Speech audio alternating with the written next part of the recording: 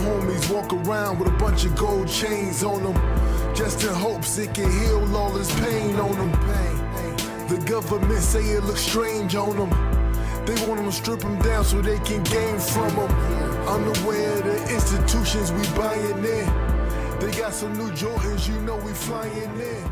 If they ain't got them in your size, yo, we can. So this is episode 2 of the Ambitious Entrepreneur Series. I got my brother in the house, Ced Linus. How you doing, Ced? Man, I'm doing good, man. Doing good. I appreciate you coming and joining me. I've known you for a long time, over a decade now, I believe. Yep. You've been doing a lot of big things for a long time. So I just wanted to sit down with you, get your story from you directly. Okay. Yep. Let's start at the beginning. You're not originally from Minnesota. You're from Virginia Beach. Virginia Beach, yep. Okay. Tell me a little bit about your upbringing. Ooh, okay. My upbringing, Virginia Beach, Virginia. So family-wise, parents separated when I was about 5. Okay. Yeah, I was about 5. And so me, my brother, and my mom, we moved in with her parents. And then my dad kind of moved with his parents. You know what I'm saying? And that's pretty much where we stayed until we was, you know what I'm saying, 18. Then got up out of here and came to Minnesota. But my dad did a couple stints in prison. Wow. Yeah, so I would say second grade, he did about 9 months. And then in 4th grade, he did like 6 years. So he didn't get back out till I was like in 10th grade. Okay. Yeah. The question I have for you is, your parents were married. Yes. How many years were they married before they separated? Okay, so let's see. Maybe put you on the spot. I'm gonna say probably about 9. Okay. Yeah, probably about 9 years. Yep. And what's so funny, they back together now. Well, that's a good thing. They took a 25-year break. They took a 25-year break and came back. What's meant to be is meant to be. Yeah. So you guys you both moved from Virginia Beach to go to college in Minnesota. Why Minnesota?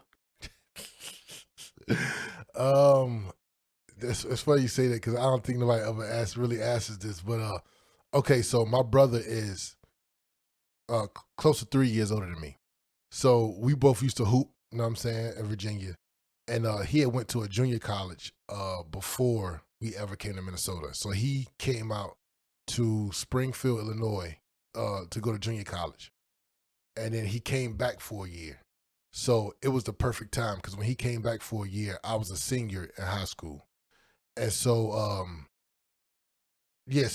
so he took that year off to get his grades together so he could hoop again. And we had got this really thick like book you could buy from Barnes & Noble. And it had every athletic director, every school, everybody's information. Wow. You know what I'm saying? So we pretty much was like, yo, we gonna go through here and figure out where we gonna go. You know what I'm saying? And so my brother was just like, yo, like he was sent to like different states. So he sent one to like some we primarily was looking for like JUCO. Okay. And I don't know if people know, but they don't have JUCOs in like every state. Like Virginia don't have like junior colleges. You know what I'm saying? Okay. I mean, with sports, you know what I'm saying? So the Midwest has a lot of junior colleges. So Minnesota was one of them. And so he sent, you know what I'm saying, his information to Minnesota. Coach Westfall for Bethany Lutheran College hit him back. It's like, yo, send me a tape. My brother sent him a tape, you know what I'm saying? And it was like a tape where my brother like dropped like 35, hit a buzzer beater. You know what I'm saying? Of course he had to send a good tape. Yeah, you know what I'm saying? And so coach was like, yeah, come on, you know what I'm saying? And I think he told him like you would have to you would be academically ineligible for the first half of the season, but if you get your grades up to a certain degree, then you'll play the second part. And I remember one day, I think my brother had filled something out, and it was like do you have any siblings in your household? My brother was like, yeah, Cedric, 12th grade or whatever. So I remember the administration from Bethany Lutheran College called to ask for me. And so I'm like, yo, what's going on? And they're like, oh, well, your brother is coming here, and we see that you're in 12th grade. So do you have any plans to go to college? And I'm like, yeah. And they're like, yo, so what do you want to major in? I'm like, basketball. They wanted to get the whole household, boy. You know what I'm saying? So I was like, yo, I just want to, I said, I just want to hoop. You know what I'm saying? I just want to hoop. And it was like, yo, we got a program. We got a basketball program. You know what I'm saying? So they was like, but during that time, my coach was saying, like, I could go to this D2 school down there, UNC Pembroke. And it's in North Carolina. So I was like, yo, I think I'm going to be going to this other school. And I probably would have, like, walked on, but I would have I would have been able to play. And so Coach Westfall from Bethany called me up, had a long conversation with me, and was like, yo, just send me a tape. You know what I'm saying? I know you're going D2, but send me a tape or whatever. And then the UNC Pembroke thing ain't work out. And then he ended up calling, and he was like, yo, I like the tape. If you want to come through. And I'm like, I'll be there. So that was it. That's how we both did it. Both got scholarships. Both went. And I was going to ask you the scholarship question, but you answered it for me. When did that turn into what eventually became Pledge Empire Records? Okay, I'm going to say our sophomore year. So the second year we were there, I took a, let me see. Okay, so around our sophomore year, I started to feel like I'm tired of running for people who miss class. You know what I'm saying? Gotcha. So we playing basketball on the basketball team. Actually, my brother ended up quitting the basketball team our sophomore year. He was just like, yo, I had enough. You know what I'm saying? We had a really, and the coach, okay, so the coach that got us there, Coach Westfall, he retired after our freshman year. So our assistant coach, Coach Jedlow, became the head coach our sophomore year. And we love Coach Jedlow, but it had just a little rough time. You know what I'm saying? Just transitioning. So my brother ended up quitting. I wanted to quit too, but I stayed on the team or whatever. And so I just remember like, yo, like when this season ends, I'm done, because I just felt like I was just growing into somebody else. You know what I'm saying? Like I didn't feel like, you know, so-and-so missed class, so I got to run suicides. You know what I'm saying? Like little stuff like that, it just becomes annoying. You know what I'm saying? And so I remember we was like, we're going to start a T-shirt line or whatever. We're going to call it Pledge. And this is truly how I started. We was going to make a T-shirt line called Pledge with my homeboy Robbie, who's still one of my best friends. And so we made the T-shirts. And then our school puts together like a CD at the end of each year. So anybody who can like make music or whatever, they can just make a song and put it on the CD. So we was like, yo, let's make a song just to promote our T-shirts or whatever. So we rapped on it or whatever. And yo, the people around campus loved it.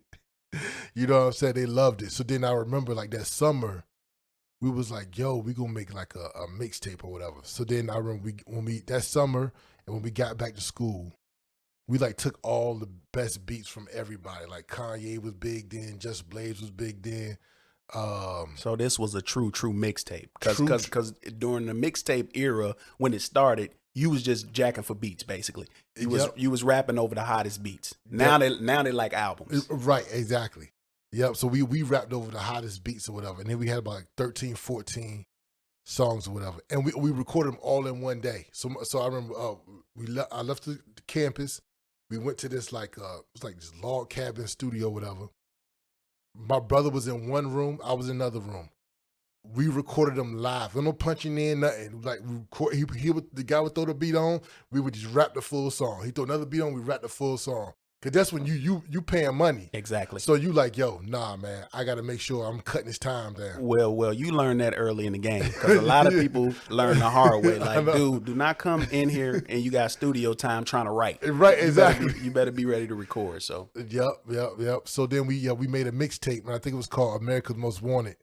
or something like that. And you know, when you're in college, you got all type of resources because you got a guy over there that can do graphic design. You got dude over here who know how to make the CDs. You got the dude over here, he work at the paper. So I got the lady to come write us up in the paper, all this different type of stuff. And we did that for that mixtape.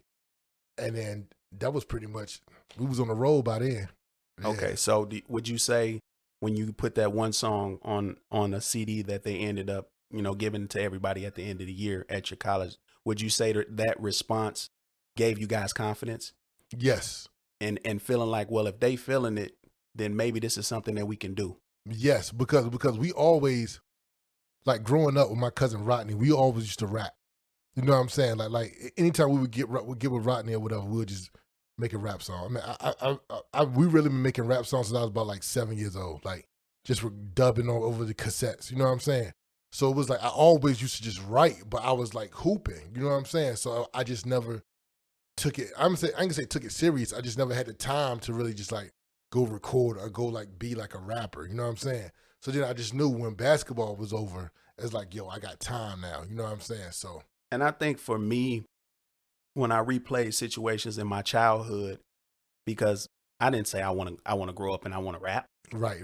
But when I started rapping and I went back and I replayed scenarios in my childhood, I was like, wow.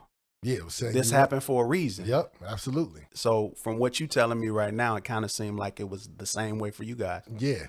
It was. I mean, like, it was always there. Music was always there. So I think Prince was the first one to make the move to Minneapolis, or this area first, because when I met him, that was 2010 in the summer, and that was before you got here. Yeah. Yep. So, So pretty much, I moved back home. I was like, yo, I'm tired of Minnesota. Really, and when I think about it in hindsight, it's like I think I was tired of. I think I wanted more opportunity. So I think if I was living in Minneapolis at that time, you'd have felt differently. I would have felt different. I probably would have never moved back. But I just remember being like, yo, like, I graduated from college, bro. I'm supposed to be able to, you know, get such and such job or do, you know what I'm saying? I felt like something was owed to me. You know what I'm saying? And this is at 22. I feel like something was owed to me. So I remember I was like, yo, man, I'm moving back because I need to make some money. You know what I'm saying? I graduated. I need to be making this amount of money. You know, I did everything right. You know what I'm saying? Absolutely. So I remember my parents came and picked me up. Well, they didn't come pick me up. They was driving in one car. I'm following them. We're driving back to Virginia, and my engine blew out on my car going back to Virginia. And I remember just being like, yo, like, God telling me to slow down. You know what I'm saying? Like I'm trying to dictate what happens to me too much. You know what I'm saying? Because what really happened is like when I got back to Virginia, I feel like a 15-year-old again. I got to ask to borrow the car. You know what I'm saying? I can't move to how I want to move. And when people ask me why I would never move back in with my mom, I had a stint for about 6 months where that happened to me, where I got somebody over my house. Yeah. I got to worry about my mama catching me. Like, how old am I now? Right. Like, I feel like a kid again. I can't do this. Yep. And I was back in the same room, you know what I'm saying, and everything. And I was just like, oh, okay. So this is my time to really, like, you know what I'm saying, figure a lot of stuff out. And it was great. So Prince Carlton, in a sense, becomes the face of Pledge Empire Records in terms of the people that live here. You knew what was going on behind the scenes in terms of him trying to make it legit. When did you start taking it seriously? All at the same time. Okay. So all at the same time. I was just in a different area. You know what I'm saying? I think people don't understand how tough it is coming into unfamiliar territory and trying to plant your flag. And that's something for me that I always had a lot of respect for you guys for doing. How do you view that whole thing? Bro, I'm going to tell you, that's the only difference between us and Rhyme Says or whatever. The only difference is that the way this music joint is set up here, you got to be clicked in. and we was never clicked in because we wasn't from here. So a lot of this, bro, I used to get so mad because like I would see a rapper, right? This dude may make this might be his first tape. He got a video out or whatever. The Current might play it. He might get it right up in the city pages or whatever. And I'm like, bro, it took us 10 years to get one right up in the city pages. You know, I witnessed it. Yeah, exactly. So I know exactly what you're talking about. I think that time when I look back on it and I reflect on it, it's special when I think of the crop of talent that was on a lot of those shows and what some of those people became. Mm-hmm. Some of them are no longer rapping. Others have gone on to do pretty good things, great things. But talk about Pledge Empire's impact on the scene here, and do you feel like you guys got the respect that you deserved? I think we get the respect. My brother kills me for this. We argue about this all the time. And it's like, it's not that I'm not grateful. It's not that I'm not grateful for what we accomplished and how everything unfolded. But I just feel like I guess here's the point I'm trying to make. When people I know we put on their first shows and got them out of their basement, when they go and do interviews and stuff and they talk about their time in the Twin Cities and they don't say, yo, Pledge Empire Records put us on our first shows, I take that as disrespect. And I take it just as personal. You know what I'm saying? I was a person that came along, and I always talk about Prince Carlton hitting me up on Reverb Nation and me being at a crossroads and kind of not figuring out what I wanted to do, what I could do to move forward. It's like I'm making music, but the next step is shows. The next step is getting out here. So him hitting me up was like, boom, that was a sign for me. When I did my first show, it gave me more confidence. It's like, okay, I'm really doing it. Because when you start doing shows, you feel like you officially a rapper now. That's it. You know, you can do stuff in your basement forever, but when you actually doing shows, you're like, okay, now it's real to me. Yeah. In that whole process, me being a young artist, and I've had this conversation with you, and I've had the conversation with your brother. You think it's all about you. Right. You don't think about the team aspect. Right. So it took for me to step back and be like, okay, Pledge is trying to make their name bigger, as well as give some of us an opportunity. Right. But as a young artist, it's like, why do I got to go in this slot? Right. Why I got to do this? You looking at it like they're reaping all the benefits. It took for me to get my own situation to figure out the trials and tribulations that come with doing it, because it's like, I didn't really want to wear the promoter hat. Right. But I had to to be able to dictate some things and be able to do some other things. So my respect for you guys grew even more once I started doing my own thing, because I seen the things that you were going through. So explain that whole thing. Man, I would say, as far as Ced Linus as an artist, the first 5-6 years of Pledge Empire Records, I sacrificed myself as an artist. You know what I'm saying? Like there's many times on shows, I'm telling my brother, don't even put me on tonight. Make sure they get on. You know what I'm saying? As far as like promoting myself, I always promoted the label first. You know what I'm saying? First and foremost.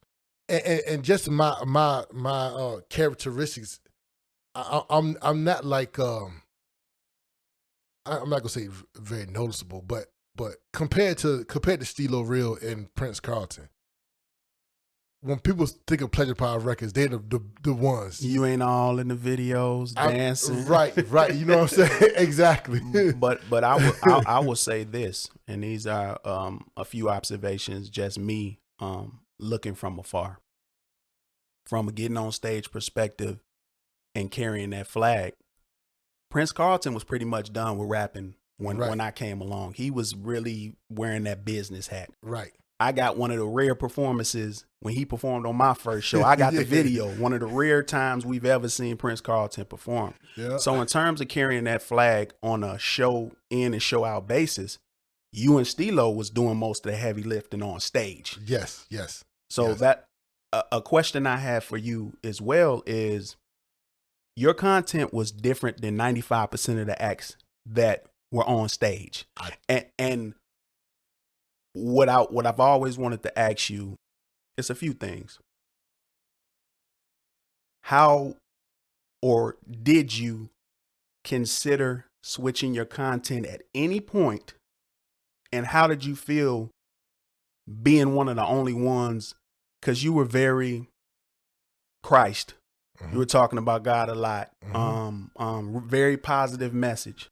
Everybody else was getting on stage talking about popping people and doing this and doing that. So did you feel like an outcast being around all of that? No. My bad. No. And I never thought about switching my content, because it's like, that's who I am. Period. You know what I'm saying? That's tough though. Because when you coming up, you're still trying to find yourself in a lot of ways. I think about myself, for instance. People heard STAR, that's all they wanted from me. When you performing that, they thought that's who I was as an artist. And it started driving me crazy, because it was like, I got this, that, and y'all want that version of me. Like, that was cool. I did that. That's over with. Look at all this other stuff that I got going on. So, yo, I remember the first show when you didn't perform STAR. I was like, yo, Tay, when you perform at Star, what's up, man? You know what I'm saying? But it was so crazy, because it was like a lot of people that we used to perform with had like a joint. Yep. You know what I'm saying? That like was mine. Yep. Yojo, STAR. Scooter Boy had a joint. Steve had a joint. Like, everybody had like that joint that everybody Scooter loved. Boy had that good morning, good night joint. I love that joint. Yeah, exactly. You know what I'm saying? But yeah, man, it's like, man, we got to be true to who we are.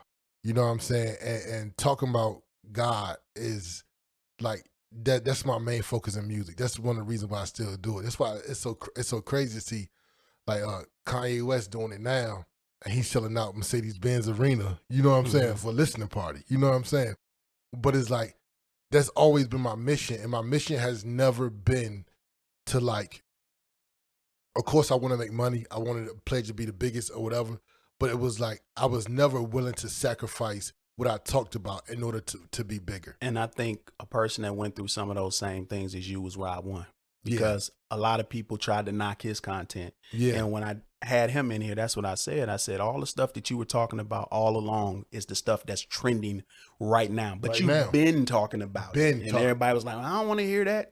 It was real. And he stuck to it. Yep, absolutely. I told my brother yesterday, I said, he was talking about the Kanye album. I said, give me my credit. Exactly. Because I've been doing this for 10 years. Exactly. And you can't take it away. People are going to do what they're going to do. But yeah, sometimes where somebody will drop something and that's just trending. That's all you see on Facebook, Instagram. And it's like, I dropped something with the same quality, maybe even better. Yep. I put a status up yesterday and I said, what did I say? Too much dependency can be your downfall. I saw that, yep. And people liked it and this, that, and the third. It's like, you guys don't even realize that's from one of my songs because you haven't listened. Right. If you was feeling that post like that, imagine what a whole album sounds like. But you got to let people be who they are. So talk about something I think you're most known for, your session series. Talk about how that came about. So I made Autumn Sessions, and I made Autumn Sessions without knowing I made Autumn Sessions. I was just making music. Okay. And I knew it was coming around the time for me to start putting something out. So I was like, yo, usually I try to make it a story. I have like a storyline and all this and that, because before that I had Christ-like was an album, and then Kings, Heroes, and Streets was an album. So it was like, I didn't have nothing like that. I just knew I was making music and I liked the music I was making. So I was like, oh, I made these all around the same time. Let me just call it the Autumn Sessions. You know what I'm saying? It sounded real like vintage, like it's like somebody found a album in the attic or something. You know what I'm saying? So I was like, yo, let me go ahead and just name it Autumn Sessions, and it's a collection of like 6-7 joints or whatever, and put it out. And so I put it out, and people dug it, and so I just continued to make music. So I was pretty much like, yo, what if I like made music based on the seasons? You know what I'm saying? So it's like autumn does sound like autumn, but like, okay, summer's coming up. Let me make some music that sounds like summer, call it Summer Sessions. And I just kept doing that for each one. As an artist, you gotta have your staple. Yeah. I think when people think Tay and Rod One, they think the scrapbooks. Right. When Absolutely. they think Ced, they think about the sessions. So I think that was a good move on your part, and stuff like that, you can't plan for it. Sometimes stuff like that just happens, but those are some of my favorite projects of yours, the sessions, man. And over time, just seeing you evolve, seeing you get better from 2010, 11 to where you are now, man. Just watching that progression has been a joy, you know, to watch. Thanks. You know, because when we first started coming to shows, when's Steelo coming up? Right. You had to put some respect on Ced Linus' name. Yeah, absolutely. You had to put some respect on Ced's name too. And the thing is with the sessions, like I produce like everything on the sessions. That's another impressive part of it. Yep. I think there's maybe one song. I think there's one song. There's a couple songs I think I co-produced, but other than that, because I think altogether it's like 28 songs. I made 26 of the beats on my own. You know what I'm saying? A couple of them I co-produced, but it was just me just being like, yo, I'm gonna go ahead and just do me. You know what I'm saying? And the thing about this game, and you've learned with all the politics going on, if you're gonna sit around and wait on somebody else, you're gonna be waiting forever. But Ced, I will say this: I always wanted to see Ced with some of your songs on more of a big budget production. Some of your visuals, I was like, man, Ced want to do all this by herself. I get that. But Ced, I want to see this. I got a vision in my mind of this, Ced, and I want to see it a certain type of way. I get Ced, like, I'm doing all this on my own. You know, so I commend you for doing that. But it was a side of me that was like, man, I want to see that, you know, with all the bells and whistles. Yeah, no. I mean, that's true. I mean, a lot of stuff I'd like to see with all the bells and whistles. But you know what I'm saying, is independent. You know what I mean? Independent music. So a lot of times it's like, man, instead of waiting, I'm gonna go ahead and do this with myself. And a part of that is the drawback too, because you know, I think the not, I won't say the downfall of Pledge and Power Records, but one thing that we didn't do is we didn't reach out enough. We didn't get in people's face enough. You know what I'm saying? And that's hindsight, because a lot of stuff was really competitive. So it was like, I think when we first started off, when we first came to Minneapolis, we was reaching out to everybody. You know what I'm saying? Even when they had the Twin City Music Awards or whatever, and we was named. I mean, we didn't win, but we was in the category of best record label. Even at that time, we was reaching out. Hey, Rhyme says, can we? You know what I'm saying? Y'all didn't, you know, so trying to work with whoever or whatever, and a lot of people just didn't respond. So we took that as like, okay, you know.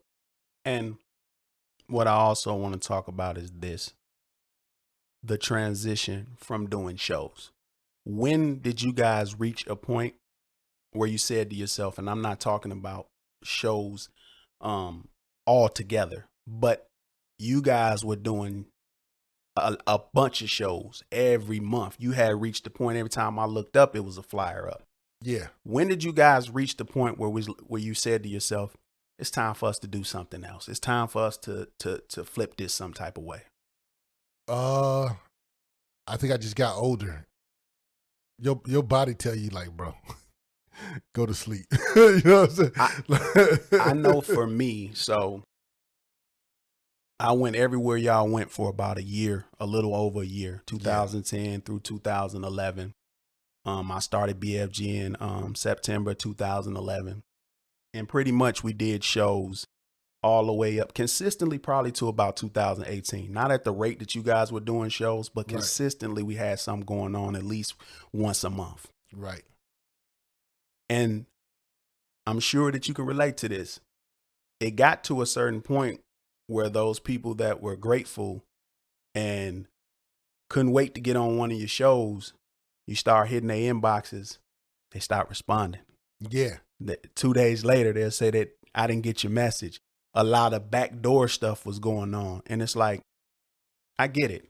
People reach a certain point where they feel like it's time to level up or go to the next level.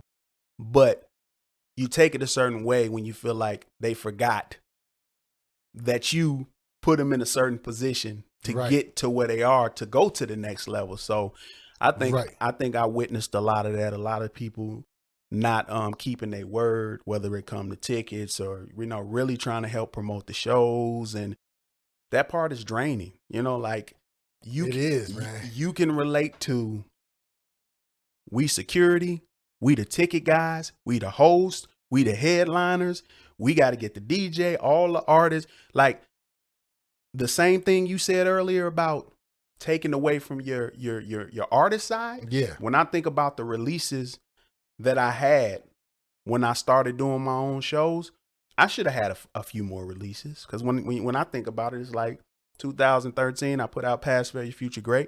The next project that came out was the first scrapbook. That was 15. Right, exactly. 2013 when I started putting together my own show. So it definitely takes away from you as an artist because you can't fully focus on that. Yeah, it does, man. And I think it got to a point where it was becoming like, as it went on, it was becoming less fun to, like when I'm on stage, that's fun. But it started becoming less fun to actually be at shows and put on shows. And then have to deal with all of the artists and everything like that. It started to become less fun. So I can remember we had a Pleasure Power Records meeting. I can't remember what year it was. But I remember I told my brother, I said, yo, I don't want to do no more shows locally. You know what I'm saying? Like, I'm done. And that was a way for him to transition into a pledge party team, which he started doing, which was just throwing parties. You know what I'm saying? So I think it was great for everybody because no longer did I have to do shows, which I was kind of like burned out of, and no longer did he have to really deal with artists. Yeah, from a mental standpoint, showing up to a venue for somebody else's show and just waiting to perform is a whole different mindset than knowing you got to be there before the doors open, get everything set up. Yep. Hope you ain't got to argue with artists because they ain't do what they said they was going to do. Plus, you got 10 artists coming up to you every 10 minutes talking about that. Can I go next? Or my people ain't here yet. Yep. Can we, trying to figure out how to get all this different stuff done. And it's just, man, like it takes away from your artistry. Yep. By the time we got on stage a lot of nights, that's how I was towards the end. Like, man, I'm looking at old footage and I'm like, man, I can tell I was drained during that performance. Yep, absolutely. So, absolutely. You guys kind of transition, you not so much transitioning out of doing music, but you guys kind of transition out of doing shows. Now, you guys went to different countries and everything else. It wasn't just locally, but you guys transition out of that. You got all these new endeavors. Talk about your businesses and things like that you guys got going on. Okay, so I would say we started Swift Delivery, which is a delivery company. We got 3 vans right now. So that I think we started that. I can't even remember what year. It's 2021, so I would say maybe 2018 is when we started that. We actually started around the time that we actually started doing the podcast. Okay. So then, and we got the podcast, Let's Argue with Prince Carlton. You know what I'm saying? And so we've been doing that. We also we're trying to build like a media conglomerate at this point. Okay. To kind of offset a lot of things that I see in the media that reflects black men that I don't agree with. And the only way you're going to get to that point in changing some of that stuff is to put yourself in that seat. For people that that feel the same way in some of those seats too, because you're not controlling the narrative at all. Somebody else is controlling the narrative. Exactly. but seeing you guys transition to businessmen, you guys always have been businessmen in a sense, even with the music stuff, but understanding when it's time to transition, not to the point where you're fully done, but you can do it when you want to do it. And that's the beauty. That's always been the beauty of independence. Yep. You don't have to do anything on anybody else's time. You can do it on your time. Yep. Absolutely. So let me ask you this. Is Ced Linus done rapping? Man, I feel it creeping back. I'm not gonna lie, it's been going for not a year, but maybe about 9 months. It's been going. I think I did like one verse for my cousin. You know what I'm saying? But I've been doing beats. My cousin is Rodney Ricks Jr. He been dropping albums. It's so funny because when I was like really deep into my sessions and doing stuff like that, he had taken a break from rapping. And then as soon as I like took a break or whatever, I think we did an album together called My People. I remember. Yep. And then after that, he really took off and started doing his thing. So he I think he's dropped like 4 albums this year. Wow. Yep. And so the last album the last 2 albums, one of the albums I had a verse on, and then the last album he put out, I did 3 or 4 tracks on. And then and now we're working on like a collaborative project. I have yet to put any verses down, but I would say out of like the 8 songs, I produced like 4 of them. You know what I'm saying? I think the tough thing, and you in your mind know why you're doing what you're doing, but I think the tough thing sometimes as an artist, when you're starting to do other things, you can call it transition and whatever, is that thing in the back of your mind that's like, people are going to assume that I'm doing this because I'm throwing in the towel. Right. And admitting that didn't work for me when that's not necessarily the case. And for me, that's what I always told Steelo, before he retired, like, you letting them win. That's just how I felt. Right. But if this isn't in your heart, I don't want you to do it. That's why I was like, it got to a point with him where I was like, okay, you say you done. I'm not going to call you for a verse, nothing. Right. No, exactly. And it's like the perception of what's going on, you can't pay attention to it. You know what I'm saying? Right. Because once you get, like I said, once you get a little bit older, you just want to do what you want to do. You know what I'm saying? And it's like with music, it's like the only reason why I'm not rapping and putting music out is because like I really just don't have the urge to sit down and write verses. If I had the urge to sit down and write verses, I would have some more music out. But I look at music different now. I look at music as like a journey now. I bought a bass, you know what I'm saying? A bass guitar. It's like I'm trying to just explore music. You know what I'm saying? Like music now is not about putting something out. You know what I'm saying? It's about just experimenting and listening to sounds and doing different stuff, man. You know what I'm saying? I think I've always approached music, and that's why I always told Rob, if something ever pop, we were already prepared for it because of how we approach things. But we did the Vintage Collection that came out of nowhere after we did our solo albums. And the plan initially was the 10th anniversary of BFG will be in September. So it was like, we'll drop another EP in September, but I changed my mind. I was like, Vintage Collection came out. I don't feel like people even appreciated it.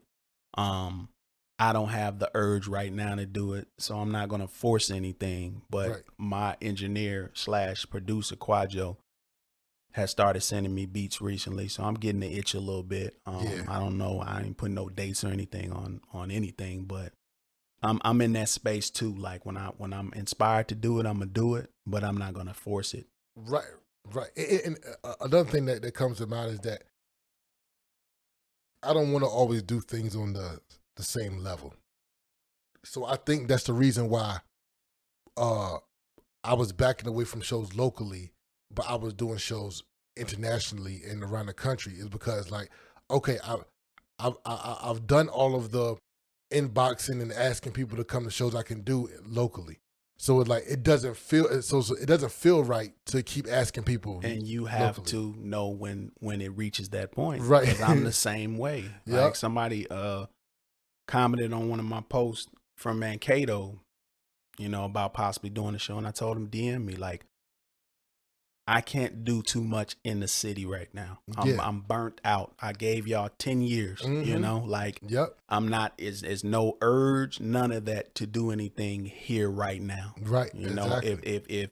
If we want to set something up and the original crew want to do one big show or something, I would be open to do something like that. But as far as like what the young is in the city doing right now, I have no interest in being involved in that, to be honest. Yeah, me neither.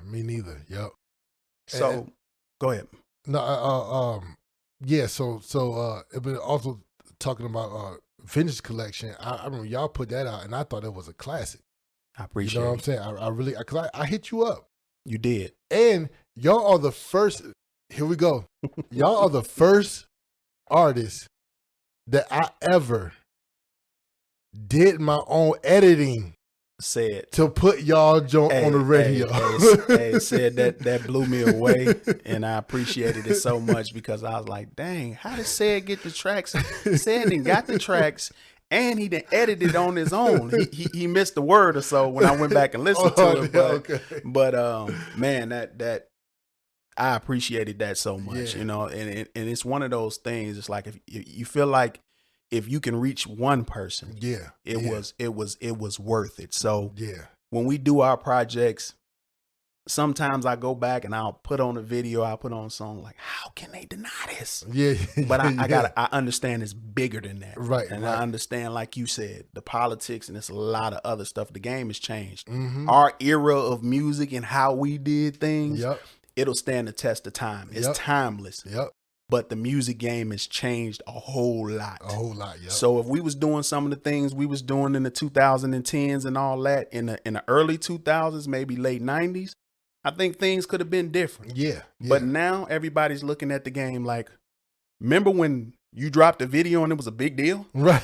Now everybody's dropping videos. They taping with their phones and everything else. You don't even need a director necessarily or a guy with a great camera anymore. So it's like, people don't view those things as special. So when I go back and I think about like everything right now, for me, it's more about legacy than anything else. It's about what I want to leave for the people that come after me. And that's what I'm most proud of. It's like, I got enough stuff right now where it'll tell the story for me. Yeah, absolutely.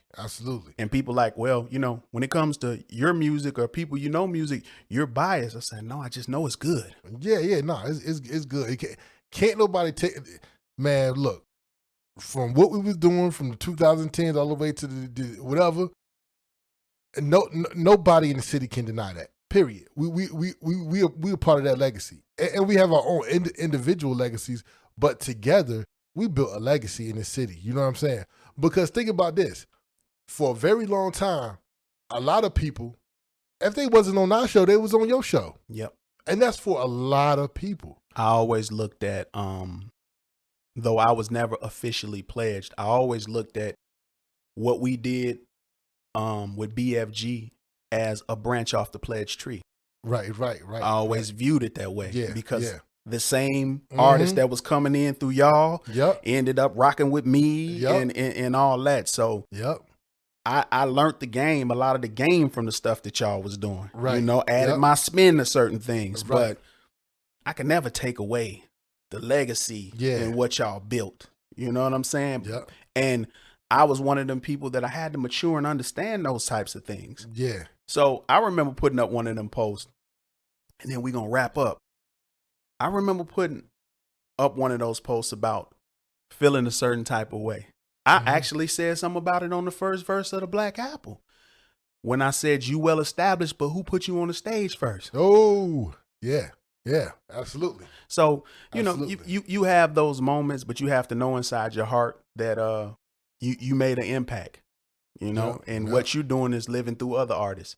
Now, so, I want to thank you for coming over, having this conversation. Has been an excellent conversation, taking a trip down memory lane and just seeing how well that you're doing now. And you still keeping that dream alive, man. And you doing it on your own terms. That's the thing. Like, yeah, could you have seen more success doing it somebody else's way? I feel the same way about myself. But to know that you can pick up and do what you want to do when you want to do it and still do what you love doing is huge. So, man, I salute y'all, man. I salute everything that y'all been able to accomplish. Yeah, thanks, man. I appreciate it. So, Ambitious Entrepreneurs, episode 2. My brother Ced Linus. Until the next time, y'all. I had to navigate and veer around the commentary. The bonus scenes on the DVD ain't necessary. We the movie ain't a score for it. Activists fought the fight and went more for it. We need more ownership, righteous ways to cash in. Turn your life around, still paying for my past sins. Ain't no time for celebrating for my past wins. When the church and the words in the last hymns, burst in the tears, release the fears and the shame. The picture in the portrait gets reframed as the credits roll. New motion picture, written, directed, produced by. Never bite my tongue, I'm still letting the truth fly. You and I can change the world.